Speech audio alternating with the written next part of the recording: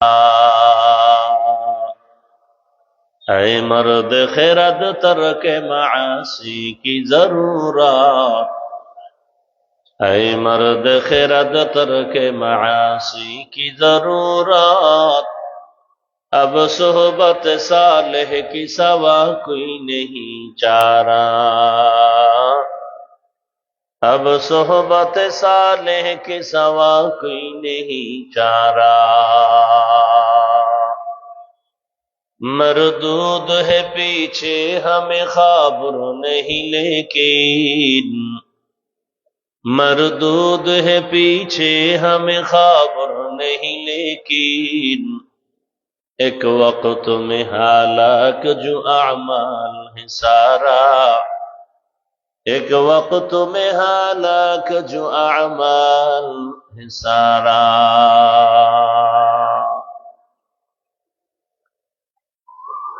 দারুল Uloom Al Arabiya কর্তৃক আয়োজিত বার্ষিক ওয়াজ মাহফিল 12 ডিসেম্বর 2024। এই ডানে সাউন্ড হয় না কেন? মহতি এ মাহফিলে উপস্থিত মোহতারাম সম্মানিত সভাপতি, প্রধান অতিথি, বিশেষ অতিথি বৃন্দ, হযরত উলামায়ে কেরাম, বিভিন্ন জায়গা থেকে আগত আল্লাহ পাকের আশিকিন, জাকিরিন, শাকিরিন, মুহিব্বিন, মুরব্বিয়ান এজাম, কলিজার টুকরা আমার সমবয়সী যুবক বন্ধুগণ, স্নেহের ছোট ভাই, পর্দার আড়ালে মাইকের আওয়াজ শ্রবণরতা সম্মানিতা মা ও বোনেরা, আমার পরে কেউ আছে?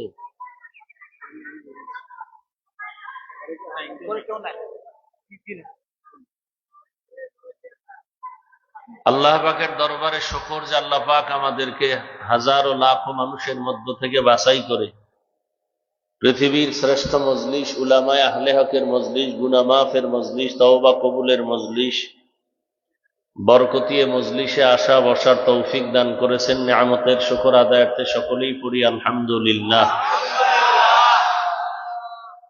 দরুদ ও সালাম সৈয়দুল মুরসালিন, রাহমাতুল লিল আলামিন, শফিউল মুজনিবিন, খাতামুন নবিয়্যিন, সৈয়দুস সাকালাইন, ইমামুল মুরসালিন, শফিয়ে আযম, রাসূল আকরাম, রহমতে আলম, নবিয়ুল আরব আল আজম, হাবিবে কিবরিয়া, আশরাফুল আম্বিয়া, সৈয়দুল আম্বিয়া, শফিয়ে মাহশর, সাকিয়ে কৌসর, আকায়ে নামদার, মদিনা का ताजदार, आफताब नबूवत, फख्र मौजूदात, सैयदुल मखलूकात, हजरत मुहम्मदुर रसूलुल्लाह सल्लल्लाहु अलैहि व आलिहि वसल्लम। ডান দিকের বক্সে আওয়াজ হয় না, বুঝো না?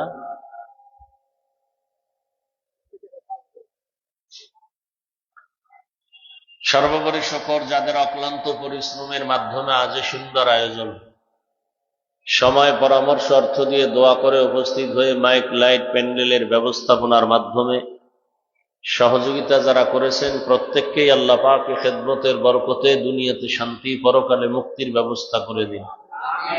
আপনার লোক রেডি? হ্যাঁ, মাদ্রাসার জন্য মাহফিল, যেহেতু ফেরেশতারা এসেও সহযোগিতা করবে না, আল্লাহ দয়া রহমত করবেন ঠিক, তবে আমাদের সার্বিক সহযোগিতা করা উচিত। দুনিয়ার সমস্ত বেদিন বেঈমান এক প্ল্যাটফর্মে হাজির হয়েছে পৃথিবীর থেকে মাদ্রাসা বন্ধ করার জন্য। কারণ এই মাদ্রাসা হলো দ্বীন ও ইসলামের এক দুর্গ। এখান থেকেই দাওয়াত, এখান থেকেই তালিম, এখান থেকেই তাসকিয়া, এখান থেকেই জিহাদের মুজাহিদ তৈরি হয়, এখান থেকে মুফতি মুহাদ্দিস তৈরি হয়, আলেম তৈরি হয়। শুধু বেঈমান না, কিছু মুনাফিকেরাও চায় এ জমিন থেকে মাদ্রাসা বন্ধ হয়ে যায়। অতএব আমাদের মাদ্রাসা টিকিয়ে রাখার জন্য সার্বিক চেষ্টা, দোয়া, সহযোগিতা করা উচিত। কারণ মাদ্রাসা হলো এই দুনিয়াতে ইসলামকে টিকায় রাখার স্থায়ী ব্যবস্থা। ওয়াজ মাহফিল সাময়িক একটা ব্যবস্থা। তোমরা সাউন্ডটা ঠিক করো, কানে আওয়াজ না আসলে তো কথা বলা যাবে না।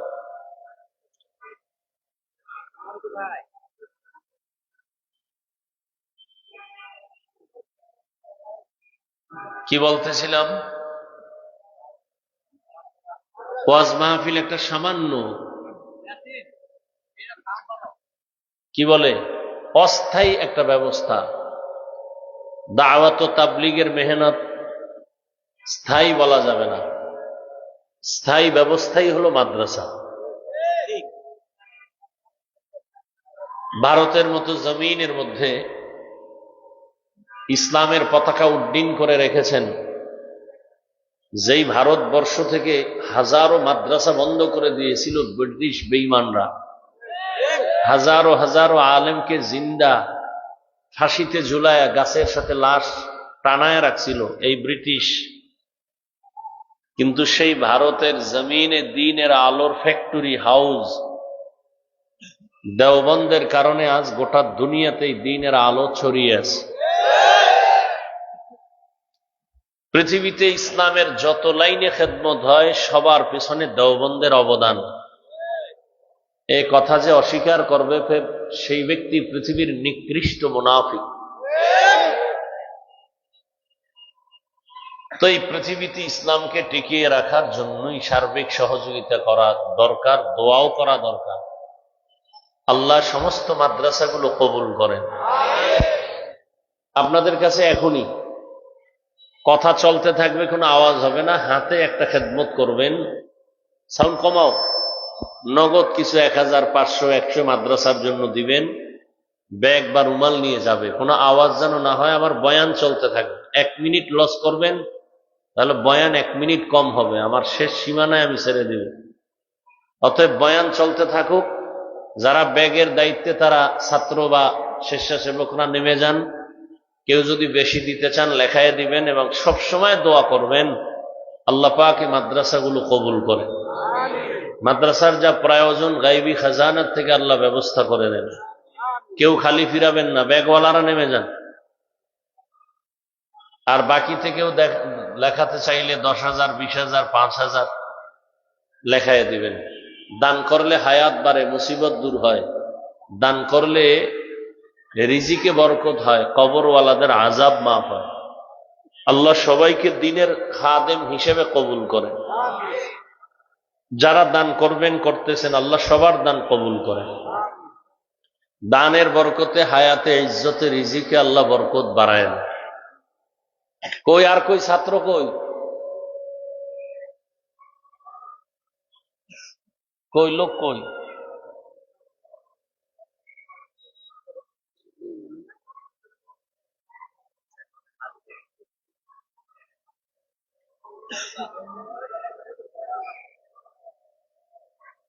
যাই হোক, আপনারা দিতে থাকেন, যারা যাচ্ছে এদের কাছে দিয়ে দেন। এই মনিটরের সাউন্ড একটু কমাও, আলোচনা শুনতে থাকেন। কোরআনে হাকিমের এক আয়াতে কারিমা আমি আপনাদের সামনে তেলাওয়াত করেছি, সূরা বাকারার শুরু থেকে। নবীজির হাদিস থেকে এক টুকরো হাদিস পড়েছি। আয়াত ও হাদিসের আলোকে ইখলাস রুহানিয়তের সমন্বয়, সহি নিয়তে, সহি তরিকায়, সহি কিছু কথা আমাকে বলার মতো, আপনাদেরকে শুনবার মতো দয়াময় আল্লাহ তৌফিক দান করেন। আলিফ লাম মিম, ওয়াল্লাহু আ'লামু বিমুরাদিহি বিযালিক, যালিকাল কিতাবু লা রাইবা ফীহ। এটা এমন একটি কিতাব। বক্স এটা এদিকে দিছো, ওটাও দাও। ওই বক্সটা এদিকে ঘুরাইলা, ওটা ওদিকে দিলা কেন?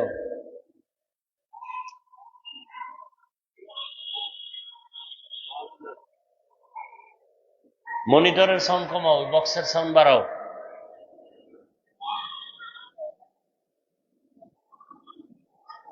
যালিকাল কিতাবু লা রাইবা ফীহ, কোরআনে হাকিম এমন একটি কিতাব যার মধ্যে কোনো ভুল নাই, সন্দেহের অবকাশ নাই। হুদাল্লিল মুত্তাকিন, আল্লাহ কোরআন অবতীর্ণ করেছেন মুত্তাকিনদের হেদায়াতের জন্য।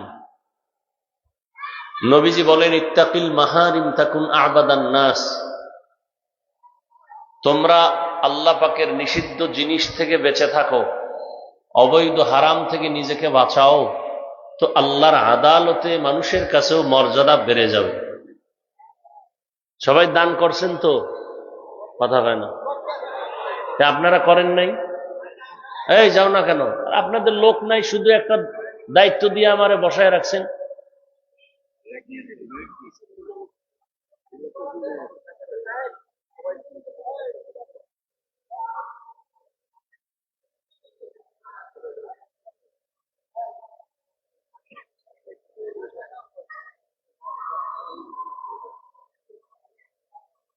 আয়াত ও হাদিসের তর্জমা শেষ।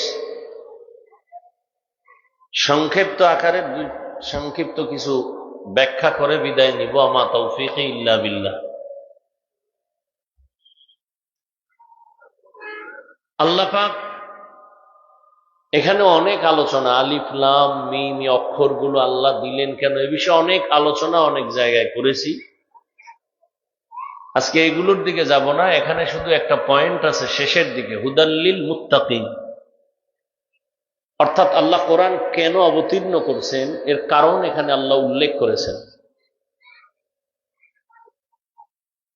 আল্লাহ বলেন মুত্তাকি যারা, তাদের হেদায়েতের জন্য আমি কোরআন অবতীর্ণ করেছি।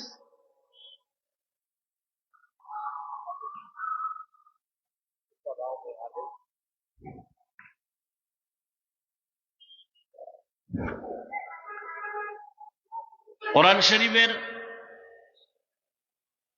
এখানে যে আল্লাহ বললেন মুত্তাকিনদের হেদায়েতের জন্য আমি কোরআন দিলাম, এবার আসেন মুত্তাকি কারা।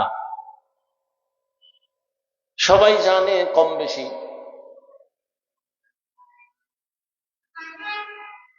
যার মধ্যে তাকওয়া থাকে তথা আল্লাহর ভয় থাকে তাকে মুত্তাকি বলে। ভয়ের নাম তাকওয়া, যিনি আল্লাহকে ভয় করবেন তার নাম মুত্তাকি। তো কি বুঝলাম? আল্লাহর ভয় যে অন্তরে রাখে সেই ভয়ের নাম তাকওয়া। ভয়টা থাকে অন্তরে, চোখে না, মাথায় না, হাতে না, কোথায়? এই ভয়ের নাম তাকওয়া, থাকার জায়গা অন্তর। যার অন্তরে থাকে সে হলো মুত্তাকি। এখন এখানে যদি আমি জিজ্ঞাসা করি আপনারা কারা কারা আল্লাহকে ভয় করেন, তাহলে সবাই দুনো হাত উঁচু করে বলবে আমরা অবশ্যই আল্লাহকে ভয় করি। অনেক চালাক তারা বলবে হুজুরদের থেকেও বেশি ভয় করি। অথচ এখানে এমনও আল্লাহর বান্দা আছেন আজকে ফজর পড়েননি, জহুর পড়েননি, আসর পড়েন নাই, মাগরিব পড়েন নাই, এশাও পড়েন নাই। তাহলে আপনি নামাজ বাদ দিয়েও বলেন আল্লাহকে ভয় করি, আমি নামাজ ঠিক রেখে বলি আল্লাহকে ভয় করি। আপনি গুনাহ করে বলেন আল্লাহকে ভয় করি, আমি গুনাহ ছাড়ার প্রতিযোগিতা করে আমি বলি আল্লাহকে ভয় করি। দুই দলের ভয় সমান? সমান না।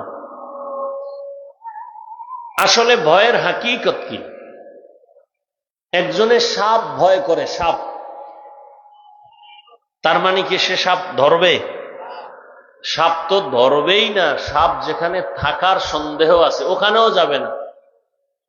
এমনকি ভয় যদি বেশি থাকে সে ঘুমের মধ্যেও সাপ সাপ করে চিৎকার দেয়। বোঝা গেল সে সাপকে কি করে? ভয় করে।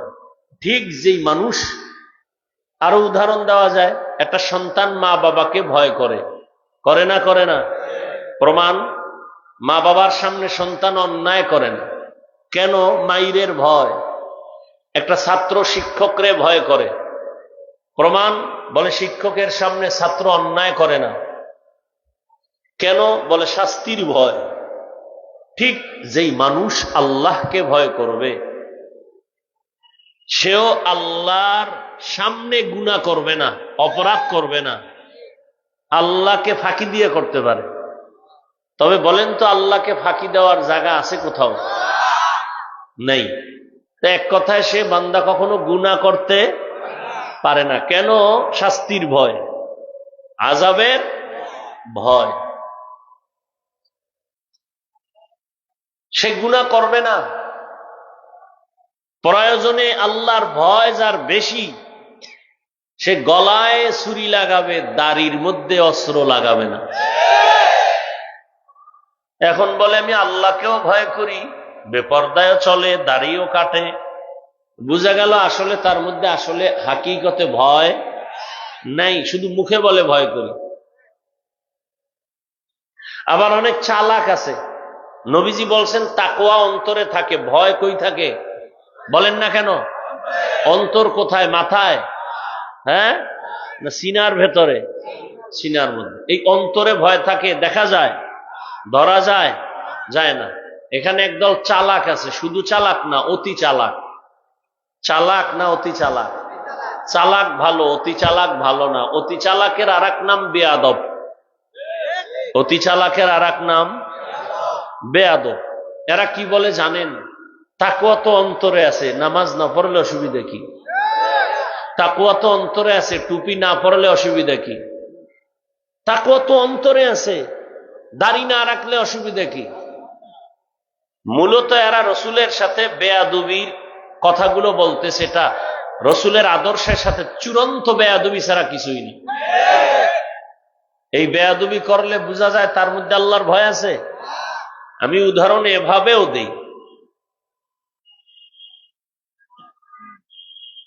একজনে একটা আমের চারা, আম গাছ লাগাইছে, আমের আটি বুঝেন তো, নরম না শক্ত? দেখছেন কখনো? আটির মধ্যে কিছু আছে,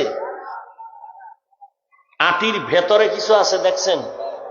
আটি তো একটা শক্ত, ভেতরে কিছু আছে, ওইটা হলো চারা হওয়ার মূল অঙ্কুর।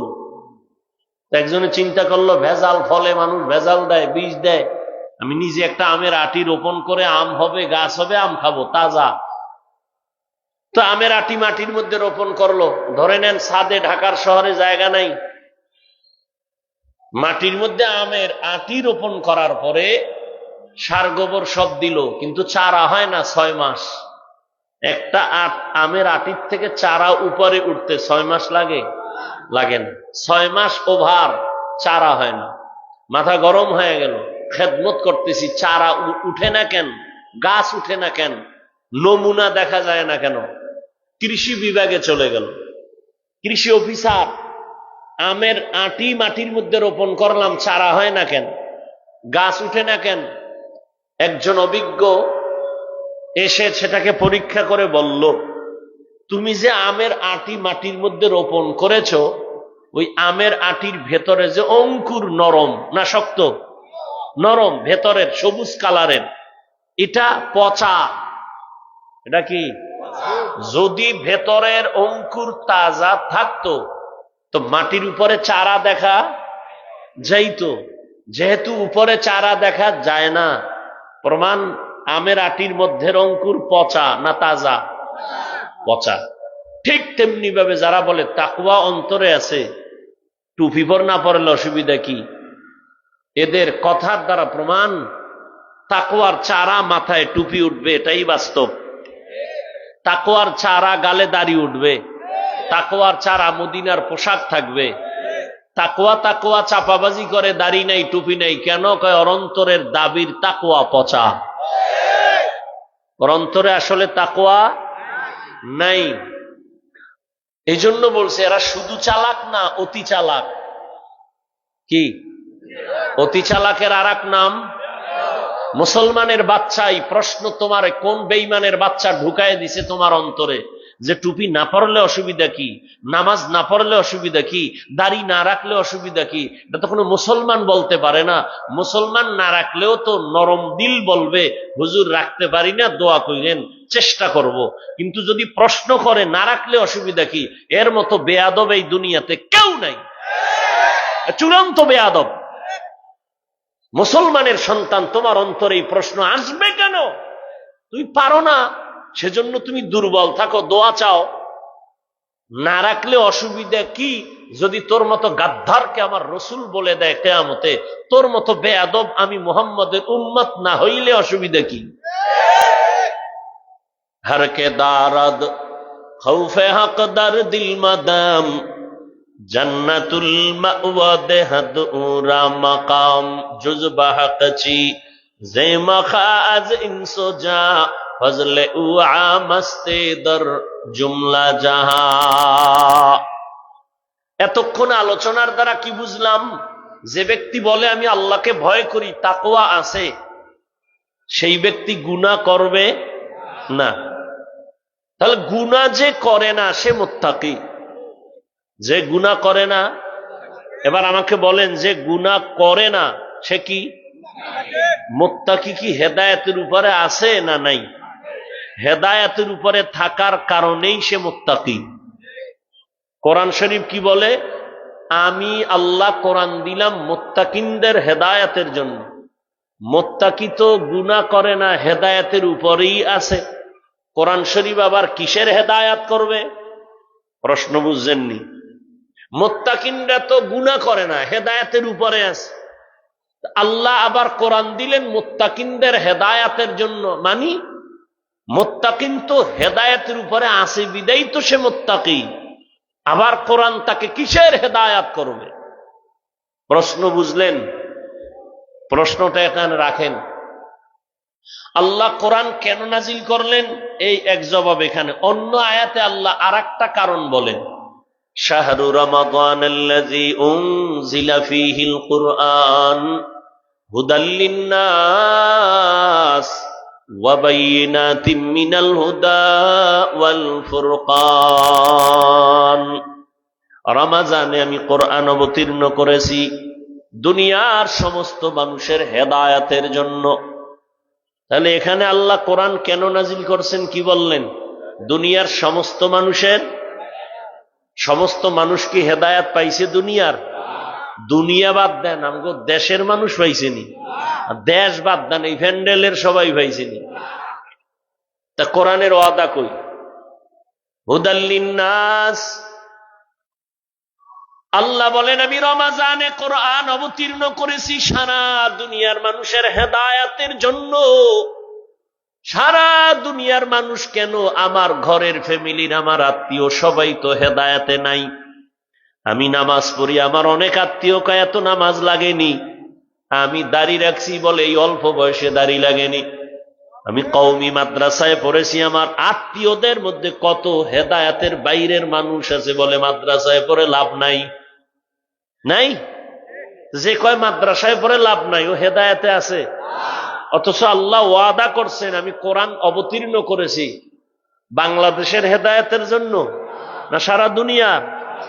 ও আল্লাহ, সারা দুনিয়ার মানুষ কেন হেদায়েত পায় নাই? কেন হেদায়েত পেল না? এর সংক্ষিপ্ত জবাব আল্লাহ বলেন দুনিয়ার সব মানুষের জন্য আমি হেদায়েতের বাণী দিলাম কোরআন। দুনিয়ার সব মানুষ হেদায়াত কেন পায় না? এর সংক্ষিপ্ত জবাব দুনিয়ার সবাই আল্লাহর কাছে হেদায়াত চায় না। যে চাইছে, যেমন যেই নবীজির চেহারা মোবারক এক নজর দিয়া তাকাইলে পেটের ক্ষুধা থাকে না, যেই রহমতের নবীর চেহারা এত বরকতি, নবীজির চেহারা মোহাব্বতের নজর দিলে জাহান্নামের আগুন হারাম হয়ে যায়। এই রহমতের নবীকে সামনে বসে একদিন আর 2 দিন না, দীর্ঘ 13টা বছর তাকায় তাকায় দেখছে নবী কেমন। নবীর বয়ান শুনছে, এর পরেও 13 বছরে কালেমা জবানে আসে নাই, বরং আজীবন আমার নবীর বিরোধিতা করে গেল। নবীরে দেখলে কলিজা ঠান্ডা, পেটের ক্ষুধা নিবারণ হয়। সেই নবীকে 13 বছর দেখিয়াও কালেমা পড়ে না। এরম বেঈমানের নাম জানেননি? কথা বলেন। গর্বা সুরত আদমি ইনসাবুদে আহমদ বু জাহলো হাম এক সাবুদে আদমিরা আদমিয়ত লাজিমাস আউদেরাগর বুনা বাশদ হি জামাজ আদমিয়ত লাহমু শাহমু পশতে নিস আদমিয়ত জুজরে যায় দোসতে নিস। এত বড় বেঈমান রহমতের নবীকে 13টা বছর সামনে থাইকা দেখার পরেও বয়ান শুইনা কালেমা পড়ল না। আর অন্যদিকে 27 বছরের একটা যুবক তরবারি নিয়ে যায় আমার নবীকে জবাই করার জন্য। নবীর সামনে দাঁড়াইয়া চেহারাটা দেখে তরবারি ফালায় বলে, ইয়া রাসূলুল্লাহ, আমাকে তরবারি দিয়া কল্লা কেটে দেন, তার আগে কালেমা রশি গলায় লাগায় দেন। 13 বছর আবু জাহাল নবীজিরে দেখলো, কালেমা পড়ে নাই। আর 27 বছরের যুবক নবীকে জবাই করতে গিয়া কালেমাওয়ালা মুসলমান, এমন মুসলমান যেই সময় নবীর হাতে মাত্র 39 জন পুরুষ মুসলমান গোপনে দাওয়াতের কাজ করে, 11 জন মহিলা। ওই সময় 27 বছরের যুবক আইসা 40-এর কোঠা পূরণ করলো। পূরণ করিয়া কালেমা পড়িয়া যেই তরবারি নবীর বিরুদ্ধে ছিল ওই তরবারি এবার নবীর পক্ষে উঠাইয়া বাইতুল্লাহর পার্শ্বে গিয়া কয়, ও মক্কার কাফের মুশরিকেরা, মুহাম্মদের বিরুদ্ধে কথা বলতে যদি চাও মুহাম্মদের প্রয়োজন নাই, আমার তরবারির সামনে দাঁড়াও, তরবারি যথেষ্ট। গর্বা সুরত আদমি ইনসাবুদে আহমদবু জাহলো হামেক সাবুদে আদমিরা আদমিয়ত লাজমাস উদেরাগর বুনা বশদ হি জামাস। তাহলে আবু জাহিল্লা হেদায়াত পাইছে? কেন পায় নাই? বলেন না কেন? হেদায়াত চায় নাই। হাতের মুষ্টির মধ্যে পাথর নিয়া নবীজিকে বলে, ভাতিজা যদি বলতে পারো আমার হাতের মুষ্টির মধ্যে কি আছে? কেন? হ্যাঁ যদি বলতে পারো পুরস্কার। কয় কি? আমি তোমারে নবী মানব, কালেমা পড়ে ফেলবো। নবী বলেন আমি বলতে জানি না। কেন ভাতিজা তুমি জানো না? নবী বলেন আমি অদৃশ্যের এলেম আমার নাই, আমি গাইবের মালিক না। গাইবের এলেম কার?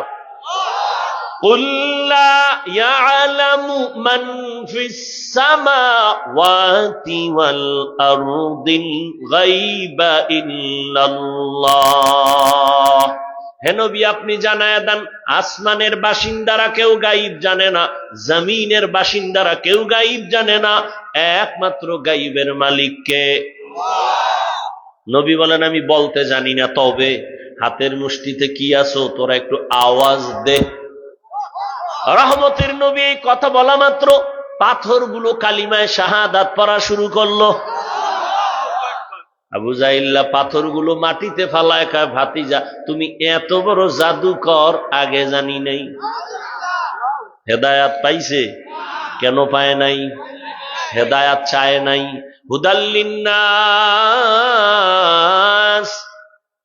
আল্লাহ বলেন আমি দুনিয়ার সব মানুষের হেদায়াতের জন্য কোরআন অবতীর্ণ করেছি। দুনিয়ার সবাই কেন হেদায়াত পায় না? জবাব হলো হেদায়াত চায় না।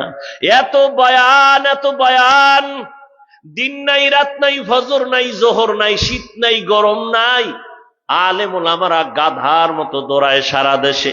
তাবলিগওয়ালাদের মেহনত ভালো করে বারবার বুঝায়, নামাজ পড়ো, পর্দা করো, হালাল খাও, মা বাবার দোয়া নিয়ে চলো। পীর মাশায়েখরাও বুঝায়, জুমার দিন খতিব সাহেবরাও বুঝায়, আমরা বক্তারাও বুঝাই। এরপরেও কেন মুসলমান নামাজ পড়তে চাও না, রোজা রাখতে চাও না?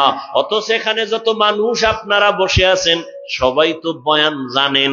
আমরা তো অদৃশ্যের কোনো কথা বলবো না, নতুন ভাবে জিবরাইল আসবে না, নতুন কোরআনের বয়ান হবে না, আপনাদের মুখস্থ করা বয়ানটা রিপিট করে শুনাই।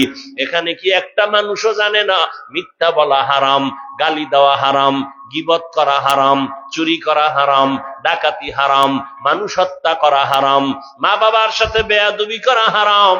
এইভাবে কে না জানে এখানে নামাজ 5 বেলার ফরজ, যাকাত দেওয়া ফরজ, জীবনে একবার ধনী বাইতুল্লাহ জিয়ারত করবে ফরজ, গান শোনা হারাম, নাচ দেখা হারাম, এটা কে না জানে? এরপরও কেন মানুষ এই রাস্তা থেকে ফিরে না? এর একমাত্র কারণ হেদায়াতে কেন আসে না? এর একমাত্র কারণ এরা হেদায়াত চায় না। অথচ তুমিও মুসলমান, আমিও মুসলমান। যুবক, ও যুবক বাবা বলো, তোমার আল্লাহ আমার আল্লাহ 2 না 1? তোমার আমার নবী, তোমার আমার কোরআন হাদিস, কাবা, ধর্ম, কালেমা, দুনিয়াতে আসছি তাও এক বিদায়বেলা কাফনের সংখ্যা হবে 3টা, তাও আমি বক্তার সম্মানে একটা কাফন কেউ বাড়াইয়াও দিবে না। তুমি রিক্সার ড্রাইভার গরিব হয়ে মরে গেলে একটা কাফন কেউ কমাইয়াও দিবে না। কাফনের কালারও হবে 2 না 1? কি কালার? সাদা। লেখা থাকবে লাশের কাফনে বড় হুজুরের লাশ, কোটিপতির লাশ, মহিলার লাশ, পুরুষের লাশ, বাবার লাশ, ছেলের লাশ, ইমামের লাশ, মুসল্লিদের লাশ। কেন এত ভাব?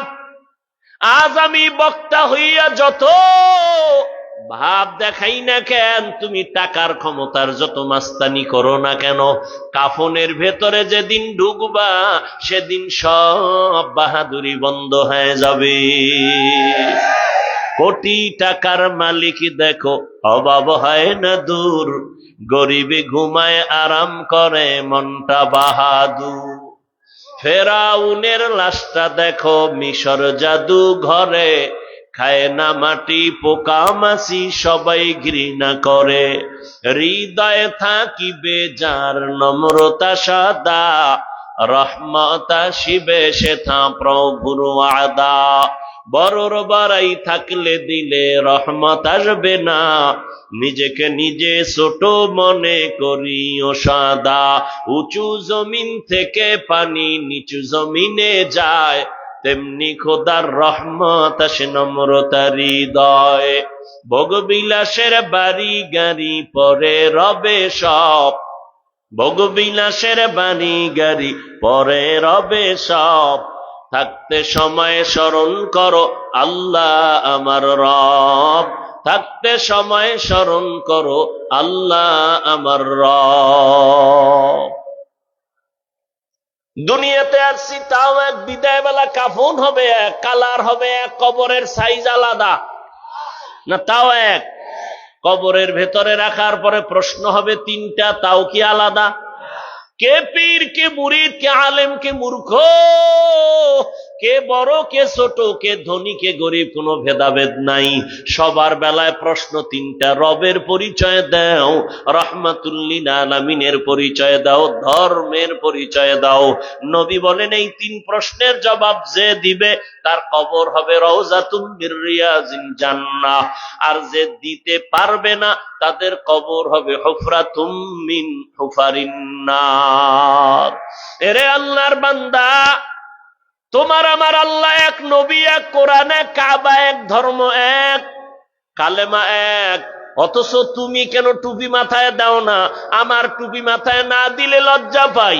তুমি কেমন মুসলমান যে তুমি টুপি দিতে লজ্জা পাও? আমি দাড়ি কাটতে লজ্জা পাই। তুমি কেমন ভিআইপি জগতের মুসলমান যে দাড়ি রাখতে লজ্জা পাও? তুমিও মুসলমান, আমিও মুসলমান। আমি নামাজ না পড়লে লজ্জা পাই, তুমি নামাজ পড়তে গেলে লজ্জা পাও। আমি মসজিদে না ঢুকলে লজ্জা লাগে, তুমি মসজিদে ঢুকতে গেলে লজ্জা লাগে। আমি পর্দা না করলে লজ্জা পাই, তুমি কেমন মুসলমান যে পর্দা করতে গেলে লজ্জা পাও? কারণ কি? এর একটাই মাত্র কারণ, হেদায়াতের চিন্তা তোমার অন্তরে নাই। তুমি মনে করতেছো গাঞ্জা খাই আর মদ পান করি আর সুদ খাই, আমার মুসলমানই নেয় কে? ঈদগায় তো আমার কেউ ধাক্কা দিয়ে ফালায় দেয় নাই। আমি তো নামাজ পইরা, নামাজ না পইরাও ঈদের ঈদগায় সামনের কাতারে গিয়া বিদেশি যায় নামাজ বিছাইয়া বসি। হ্যাঁ, আমি তো দাড়ি কাইটা যত মাস্তানি করি, কই আমার জুমার দিন তো মসজিদের সামনের কাতারে যায় নামাজ আমারটাই, কারণ আমি এলাকার বড় সুদখোর, আবার মসজিদের সভাপতি। কি নাই? গজব আসবে না কেন? শান্তি আসবে কিভাবে? শিয়ালের হাতে মুরগি দিলে কি আর ভাবা যায়? কেউ যদি কয় শিয়াল মুরগি 3 দিন আমানত, শিয়াল কয় দোয়াও চাই মাফও চাই, 3 দিন কেন 1 দিনও না? জিন্দা কেন? মরাও দেওয়া যাবে না। শিয়ালের হাতে মুরগি রাখলে যা হবে, সুদখোর বেনামাজির হাতে ধর্মের চাবি দিলে তাই হবে। কি দিছে কারা? জিব্রাইল। এই গুনাহগার বেনামাজির হাতে, ধান্দাবাজার চান্দাবাজের হাতে ধর্মের চাবি কে দিয়েছে? আল্লাহ দিছে। কারা দিছে? কও না, সত্য কথা কও না কেন? কারা দিছে? আমরা দিছি, এটা খাওয়া যায় না? হ্যাঁ, প্রেস্টিজ নষ্ট হবে আমরা দিছি বললে না। ভোটের আগে চিল্লাইছু ইসলাম চাই, ভোটের রাত্রে সকালের আগে ভোর রাতে টাকা খাইয়া সকালবেলা কেবলা ঘুরাইয়া দিয়েছো।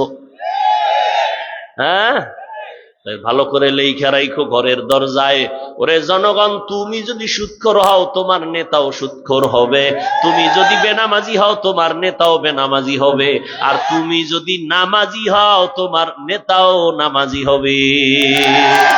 তুকু যাও সুন্নতে আহমদ কুজা বা মুহাম্মদ কৈবুদ নিসবতরা মান আহাব্বা সুন্নতি কৌলে রসুল মজদায়ে কানা মাই হাম কুন কবুল। হেদায়েত পায় না কেন? হুদাল্লিল মুত্তাকিন, মুত্তাকিনদের জন্য কোরআন হেদায়াত। প্রশ্ন ছিল মুত্তাকিরা তো এমনি গুনাহ করে না, এই কারণেই মুত্তাকি, এদের আবার কোরআন কিসের হেদায়াত করবে? এর জবাব দুইটা। এক নাম্বার জবাব, আল্লাহ পাক হেদায়াত যাদের দিবেন মুত্তাকি, এরা তাকওয়ার উপরে চলতেছে চলতেছে, ভয় আছে না নাই? কখন জানি পইরা যায়, কখন জানি পড়ে যায়। আপনি বেনামাজির তুলনায় নামাজির ভয় আরো বেশি। আপনাকে যদি শয়তান ধোঁকা দেয় একটা, আমাকে শয়তান ধোঁকা দেয় হাজারটা।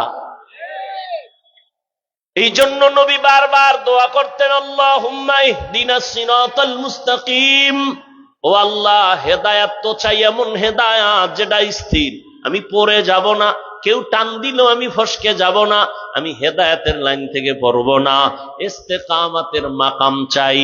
আল্লাহ কয় কোরআন দিয়া হেদায়াত দিব মুত্তাকিনদেরকে, তার মানে ও কখনো লাইনচ্যুত হবে না, আমি কুদরতের হাত দিয়ে তাকে হেফাজত করব। মুত্তাকিনদের হেদায়াতের দ্বিতীয় তরজমা হলো কিয়ামতের ময়দানে আমি আল্লাহ কুদরতি জিম্মায় তাকে জান্নাতে বিনা হিসাবে ঢুকাইয়া দিব। হর কে দারাত খৌফে হক দর দিল মাদাম জান্নাতুল মাওয়া দেহাদ রামাকাম জুজবা হকচি জে মখাজ ইনসো যা ফজলে উআ মস্তে দর জুমলা জাহা। হেদায়াতের জন্য আল্লাহ কোরআন দিলেন। আল্লাহর ভয় অন্তরে জমা করো, আর এই আল্লাহর ভয় তাকওয়া যদি অন্তরে আসে, ওই বান্দা গুনাহ করবে দূরের কথা, গুনার কাছেও যাবে না। আর এই তাকওয়াটা ততদিন পর্যন্ত আল্লাহর ভয় অন্তরে আসবে না যতক্ষণ পর্যন্ত একটা বান্দা আল্লাহর প্রিয় ওলি যারা তাদের নেক নজর নিবে না। তাকওয়া অন্তরে ঢুকাও। কোথার থেকে ঢুকাবো? লিকুল্লি শাইইন মাদিনুন ওয়া মাদিনুত তাকওয়া কুলুবুন আরিফিন। প্রত্যেকটা ভালো জিনিস রাখার একটা গোডাউন আছে। তাকওয়ার গোডাউন হলো আল্লাহর প্রিয় বান্দাদের অন্তর বা কলব। তাদের কলবে আল্লাহ তাকওয়া দান করেন, আর তাদের সাথে সম্পর্ক যদি লাগাও, বান্দা তাদের নজরের মধ্যে পাওয়ার আছে, নজর লাগলেই তোমার অন্তরে তাকওয়া চলে যাবে। আপনারা জানেন দুনিয়াতে মানুষের বদ নজর মানুষের উপরে লাগে না? একটা বাচ্চা হঠাৎ অসুস্থ, ডাক্তারও ভালো করতে পারে না, খানা খায় না, শুকায় যায়, কেন? বলে বদনজর। আপনারা বিভিন্ন সময় দেখবেন বিভিন্ন ফল বা ফসলের জমিনে জুতা টানায়, দেখছেন নি? কেন জুতা টানাইলে ফসল ভালো হয়? জুতার বরকতে। এটার বরকতি একটা জুতা নমরুদ্দার গালে লাগছে, তো মানুষ জুতা টানায় কেন? বলে বদনজর থেকে বাঁচার জন্য। কথা ঠিক? বদনজর দিছে, বাচ্চা অসুস্থ হয়ে গেছে। কার বদনজর? বড় হুজুরের। কার? এলাকার সব থেকে বেআমলওয়ালা বেনামাজি সুদখোর গাঞ্জাখোর, ওর নজর। এবার বুঝেন ওর নজরে অ্যাকশন কেমন। বাচ্চার দিকে তাকায়, এত সুন্দর, গজব শুরু। একটা গাভীতে দুধ হয় 20 কেজি, খায় এত দুধ, পরের দিন 13 কেজিও নাই, গজব শুরু। বদনজর আছে না নাই? তাহলে একটা গাঞ্জাখোর, বেনামাজি, সুদখোরের নজরে যদি পাওয়ার থাকে, একজন তাকওয়াওয়ালা, তাহাজ্জুদওয়ালা, আল্লাহওয়ালার নজরে পাওয়ার থাকবে না?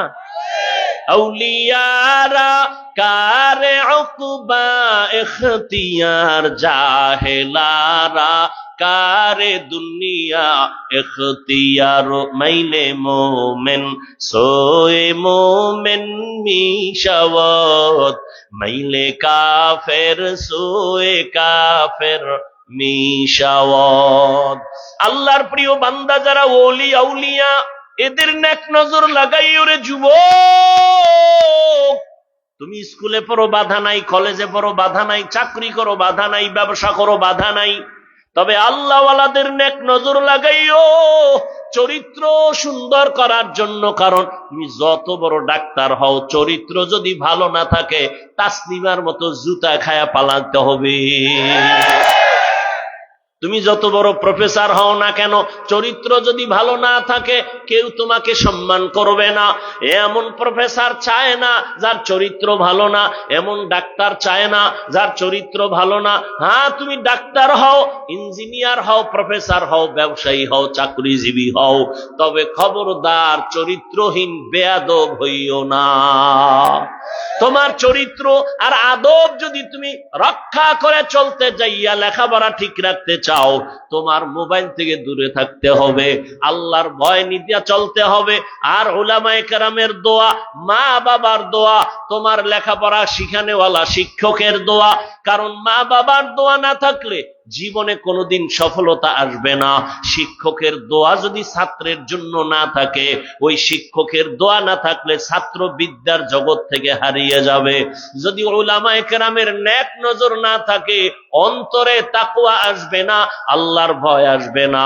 অতএব এখনো সময় আছে, তুমি স্কুলে যাও। আমি একবারও বলি নাই টুপি লাগাইয়া হুজুর হয়ে যাও, স্কুলে তালা লাগাইয়া দাও, একবারও বলি নাই।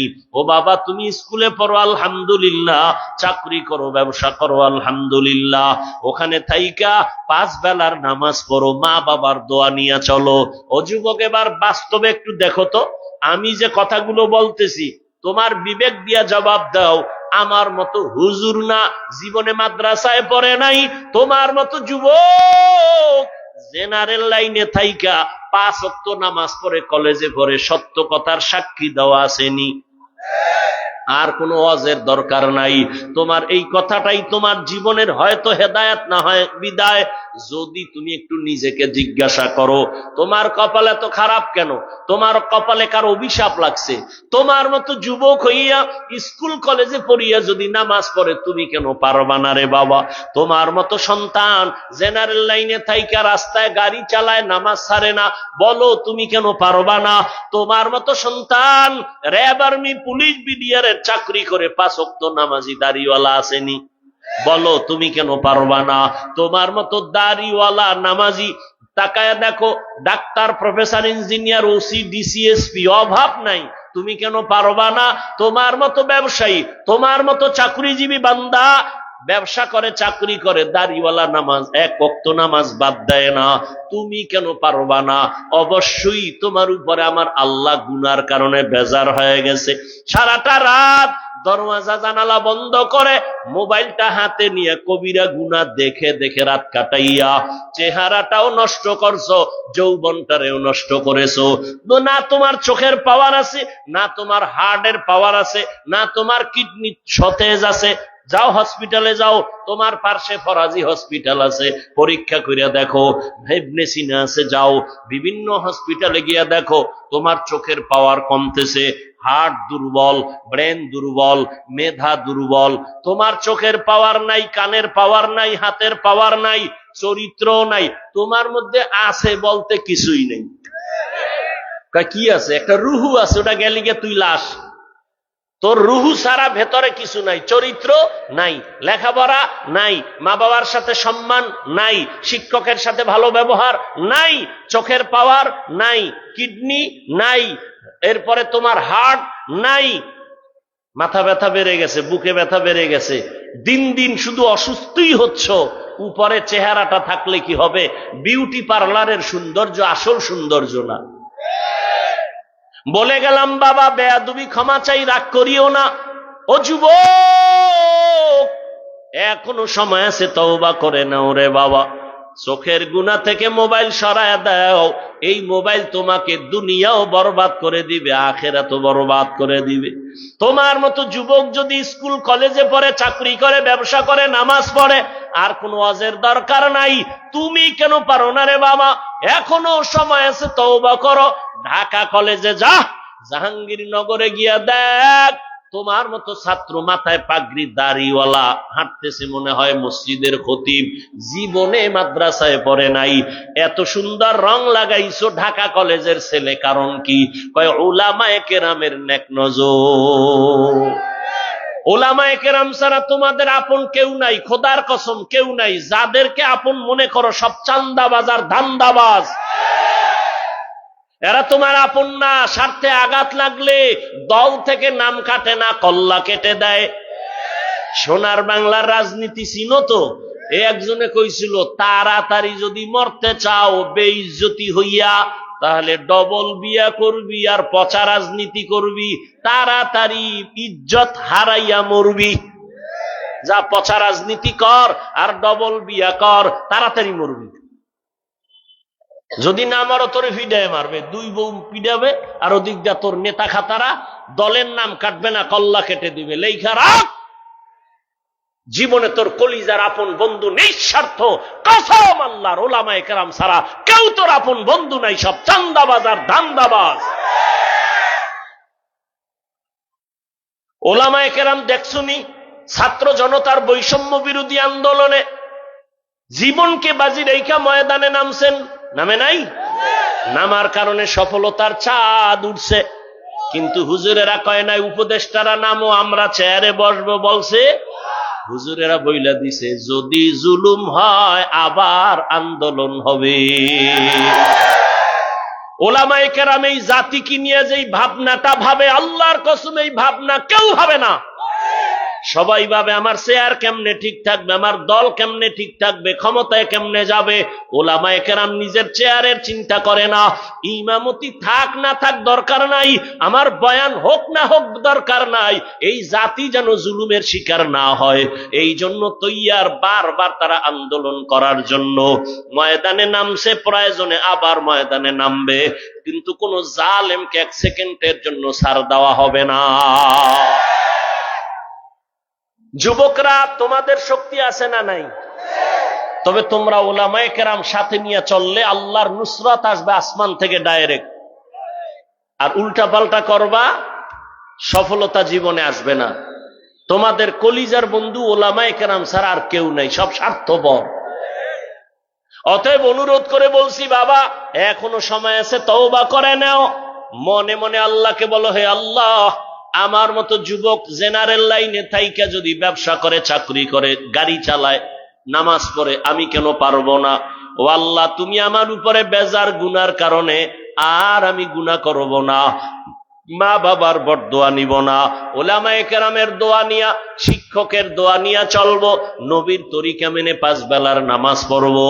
ও পর্দার আড়ালের আম্মা জানেরা, মাইকের আওয়াজ যারা শুনতেছেন, এতক্ষণ আপনাদের সন্তানদের যত বয়ান করলাম, এই বয়ানগুলো বাস্তবায়ন করার জন্য আপনার দোয়া ছাড়া সম্ভব না।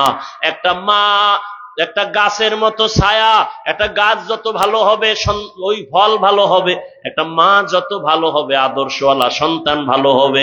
এরে আম্মা জান, আপনারা তো নবীদের মায়ের মতো মা, সাহাবায়ে কেরামদের মায়ের মতো মা। এই স্টেজে কত সন্তানের মাথায় পাগড়ি দিলাম, কোরআনের হাফেজ হয়ে গেল। ওদের মা বাবার মতো ঈদের আনন্দে এই দুনিয়ায় কেউ নাই। এরে আম্মা জানেরা, আপনারা তো খাদিজা রাদিয়াল্লাহু আনহার মতো নারী, আপনারা ফাতেমা রাদিয়াল্লাহু আনহার মতো দামি নারী, আয়েশা রাদিয়াল্লাহু আনহার মতো দামি নারী, ইসমাইল নবীর মা হাজরা আলাইহিস সালামের মতো দামি নারী, ঈসা নবীর মা মারিয়াম আলাইহিস সালামের মতো দামি নারী। আপনারা তো বেঈমান ফেরাউনের নাম জানেন, ওর বিবির নাম কি?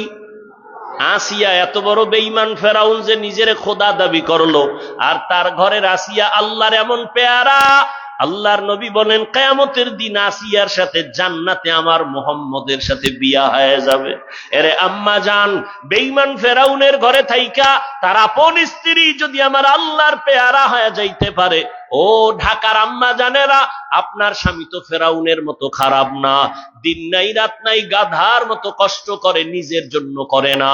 প্রত্যেকটা পুরুষ কষ্ট করে তার স্ত্রীর মুখে হাসি ফুটাবার জন্য, সন্তানের শান্তির জন্য। এরে আম্মা জান, আপনি যদি নামাজ পড়ে দোয়া করতেন, ও আল্লাহ আমার স্বামীকে হেফাজত করো, কামাই রুজিতে বরকত দান করো, স্বামী ঘরে আসলে খেদমত করবেন, পানি আগায় দিবেন আর বুঝাবেন নামাজ পড়ার জন্য। আবার যদি বলতেন, ও স্বামী আমার, মা বাবার মায়া ত্যাগ করে তোমার সংসারে চলে আসছি, বেঁচে থাকলেও আসি, না মরে গেলেও থাকবো, না খাইয়া খাইয়া কোনো চিন্তা নাই, তবে তোমার কাছে আমার দাবি, জীবনে একটা অবৈধ টাকা ঘরে আনবা না, হারাম টাকার মাল ঘরে আনবা না, হারাম খাইয়া নিজেদের রক্ত নাপাক করব না, সন্তানের রক্ত নাপাক করতে দিব না। যদি মা স্বামীকে বুঝাইতেন, কোন স্বামী হারাম মাল ঘরে নেওয়ার সুযোগ পাইত না। আর ভালো করে জেনে নেন, যেই বাবা হারাম টাকা দিয়া সন্তানের খাওয়াইয়া বড় করবে, ওই সন্তান কোনোদিন আদোবালা হবে না, মা বাবার খেদমত করবে না। অতএব এখনো সময় আছে, তওবা করেন।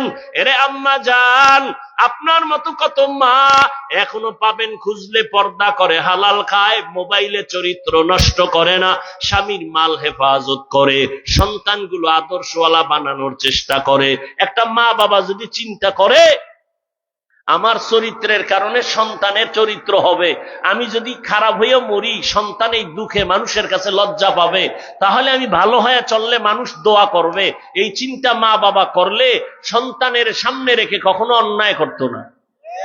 মা বাবা ধান্দাবাজি করে, দুনিয়ার সামান্য কিছু টাকার লোভে পড়ে, দুনিয়ার কিছু সৌন্দর্যের পেছনে পড়ে, ভবিষ্যৎ সন্তানের চিন্তা করে না, যে আমার অপরাধের কারণে সন্তান লজ্জা পাবে জায়গায় জায়গায়, সন্তান নিঃশ্বাস ফেলবে বাবার জন্য, মায়ের জন্য।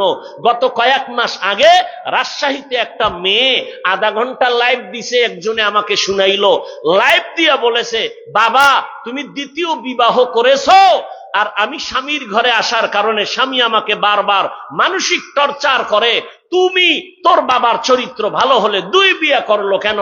আমি আর সইতে পারি না, আমি অধৈর্য হয়ে গেলাম, আমি এখন আত্মহত্যা করার জন্য রেডি, তুমি বিয়ে কইরা আরো বিয়ে করে শান্তিতে থাকো।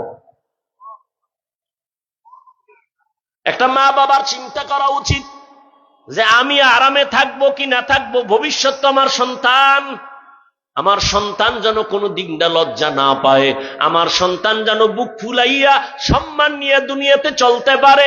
এই চিন্তা যদি মা করে, এই চিন্তা যদি বাবা করে, তখন চরিত্র বিধ্বংসী কোনো কাজে মা বাবা জড়িত হতে পারে না। এখনো সময় আছে, তওবা করেন মা বাবারা। ও মুরব্বীরা, আপনার মতো বুড়ারা মসজিদে গিয়া 5 বেলার নামাজ পড়ে, আপনি কেন পারবেন না? ও যুবক বাবারা, হেদায়েতের মালিক আল্লাহ। ওই আবু জাহাল আর ওমরের কথা বুঝাইছি শুরু থেকেই, আবু জাহালের কথা বুঝাইছি। সবার কপালে কালেমা নসিব হবে না, হেদায়েতের দরজা খুলবে না। অতএব যাদের অন্তর তৈরি আছে, মরিয়া গেলে যাব, হায়াতের মালিককে, রিজিকের মালিককে। এই এত টেনশন করো কেন? চাকরি না হইলে খামু কি? গর্তের পিপিলিকার খানা কে দেয়? জঙ্গলের প্রাণীর খানা কে দেয়? নদীর মধ্যে হাজারো মাছের খানা কে দেয়? ওরা দামি না আমরা মানুষ দামি? তো কুত্তার মতো পাগল হয়ে গেছো কেন হারাম খাওয়ার জন্য? ওদের যদি আল্লাহ রিজিক দিতে পারে, আমারে পারবে না? তাহলে এত পাগল হয়ে কেন? কার পেছনে দৌড়াও? কার পেছনে দৌড়াইয়া দাড়ি কাটতেছো? কার পেছনে দৌড়াইয়া নামাজ ছাড়ছো? বলো, যার পিছনে দৌড়াইয়া নামাজ ছাড়ছো সে তোমার আপন না। একটু যদি অসুস্থ হইয়া 1 সপ্তাহ বিছানায় থাকো, মোবাইলের নাম্বার ডিলিট করে ফেলবে, তোমার আর খোঁজ নিবে না। যদি শুনি তুই মারাত্মক অসুস্থ, এখন তোর চিকিৎসার জন্য অনেক টাকা লাগবে, আর সামনে আগাবে না। কার পেছনে পইরা নামাজ ছাড়ছো রে বাবা? এখনো চিন্তা করে ফিরে আসো। ও আমার কলিজার যুবক, আর কয়টা গুনাহ করলে তোর মনের আশা মিটবে? তারপরে তওবা করবি। আর কত মাইয়ার চরিত্র নষ্ট করলে তোর মনের আশা মিটবে, তারপরে তওবা করবি। আর কতদিন পার্কে পার্কে ঘুরার পরে তোর মনের ঝাল মিটবে, তারপরে তুই তওবা করবি। ওরে কম তো গুনাহ করো নাই, কম নামাজ ছাড়ো নাই, মনে চাইছে নামাজ পড়বি না পড়ো নাই, মনে চাইছে দাড়ি রাখবি না রাখো নাই, এখনো সময় আছে, হেদায়েতের পথে আসো, ভালো একটা ডাক্তার হও, মানুষ যেন মরিয়া গেল তোমার জন্য দোয়া করে, ভালো একজন ইঞ্জিনিয়ার হও, আদর্শ নিয়ে চলো, মা বাবার দোয়া নাও, উলামায়ে কেরামের পরামর্শ নিয়ে চলো, জীবন ধন্য হয়ে যাবে। তওবা করার মতো যদি কারো অন্তর তৈরি থাকে, মুনাফিকি যদি না থাকে, যারা তওবার নিয়ত করছো, আর মা বাবার সাথে বেয়াদবি করবা না, শিক্ষকের সাথে বেয়াদবি করবা না, উলামায়ে কেরামের দোয়া নিয়ে চলবা, মা বাবার দোয়া নিয়া, উলামায়ে কেরামের পরামর্শ নিয়া, নবীর তরিকা মেনে চলবা, নামাজ ছাড়বা না, দাড়ি কাটবা না, বেপরদায় চলবা না। তওবা করার মতো যদি কারো অন্তর তৈরি হয়, মুনাফিকি না থাকে, খাঁটি তওবার নিয়ত যাদের আছে, দুটো হাত আমার আল্লাহকে দেখাইয়া দাও। আয় আল্লাহ, হাতগুলো কবুল করে নেন, তওবা কবুল করে নেন, তওবার উপরে মজবুত হইয়া মরণ পর্যন্ত চলার তৌফিক দান করেন, আমিন। আলহামদুলিল্লাহি রাব্বিল আলামিন, ওয়াসসালাতু ওয়াসসালামু আলা সাইয়্যিদিল আমবিয়া ওয়াল মুরসালিন ওয়া আলা আলিহি ওয়া আসহাবিহি আজমাইন। ইয়া আরহামার রাহিমিন, ইয়া আরহামার রাহিমিন, ইয়া আরহামার রাহিমিন, রব্বিরহামহুমা কামা রাব্বায়ানি